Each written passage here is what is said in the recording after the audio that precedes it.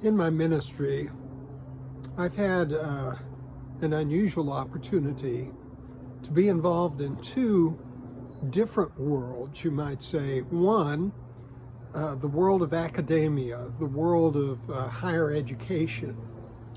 And the other, I've been firmly planted in the local church for essentially my entire adult ministry. And that has led to many opportunities to teach. I've been able to teach especially master's level students, ministry students at the seminary, preparing for various church and ministry positions. But I've also been able to teach college students and to teach just lay people in the local church. And I've gotten to do a lot of that since I retired as the pastor of our church after 28 years. So that has led me around the world. I spent some time in Ecuador teaching, and then in 2018, 2019, and 2020, I was in Myanmar teaching at your college, at a college in Yangon, and also doing continuing education for pastors, and just different kinds of services and meetings to encourage the local Christian communities. All of that's been wonderful, and I'm very grateful for the opportunities that I've had. I was in Hakka in 2020 when the COVID pandemic became such a problem in the United States. My family wanted me to come straight home because they were afraid I would not be able to get back, wouldn't be readmitted to the United States. But I was able to complete my assignment there in Hakka, and then to rearrange my flight schedule, and I eventually made it back safe and sound, and that was all good. And then, of course, since then, you've had the military coup, the problem of politics in your country and the armed conflict just have made it impossible for me to return. But I am so glad for the opportunity to meet with you here online and to spend time with you learning about the various world religious systems. Religion answers some of life's most basic questions, and that's true regardless of which religious system we're talking about. It tries to answer the questions of who am I? Where did I come from? Where am I going? As we study these religions, I want you to notice some important distinctions.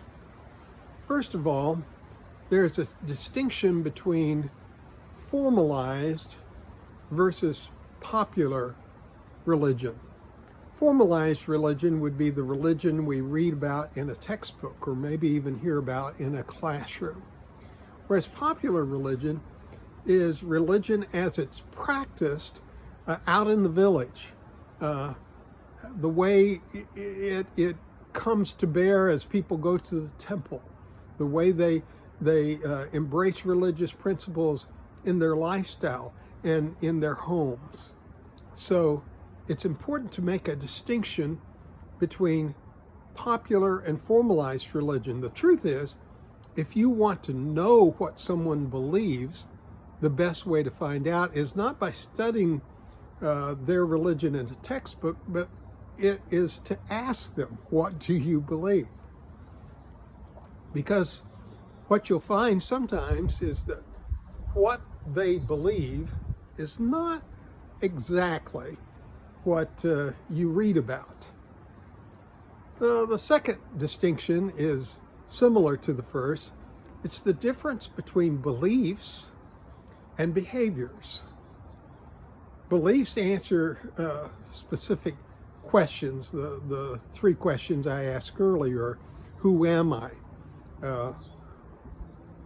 Where have I come from? Where am I going? Behaviors are, again, the lifestyle of the group. Behaviors are things like, is worship at home, or is worship in a temple or a mosque or a church building, or both? What does a funeral within this religious system, or a wedding or a baby dedication, what do those things look like? How has the religion impacted the day-to-day life of the people? Beliefs and behaviors are distinctives. Behaviors in many ways should grow out of beliefs, but they are not the same thing. It's important to note these distinctions as we study the major world religions. Now, the truth is that because I've been tasked on many occasions with teaching about such a wide variety of religious groups, I've established what is a very simple outline of three questions that I ask of almost any group. If I have a lot of time, I'll go in depth with these three questions. If I have less time, I'm going to focus in usually more on the beliefs of the group. But the three questions are this: who are they? What do they believe? And how shall we respond? Who are they can include a lot of different things, especially the history of the group, and maybe popular ideas or our own impressions of what the group is like. What they believe, I want to know what they believe about authority. How do they determine what is right and wrong? How do they determine what their beliefs are going to be? I want to know what they believe about God. Who or what is God in the system? And then I want to know what they believe about salvation. How are we saved? But just as importantly, what are we saved from?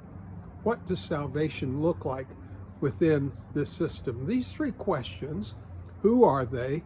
What do they believe? And how shall we respond? Are questions that we'll go over again and that I want you to learn, because by the end of this semester, I want you to be able to use those same three questions to teach young people in your home church or children and help them begin to engage in looking at other religious systems.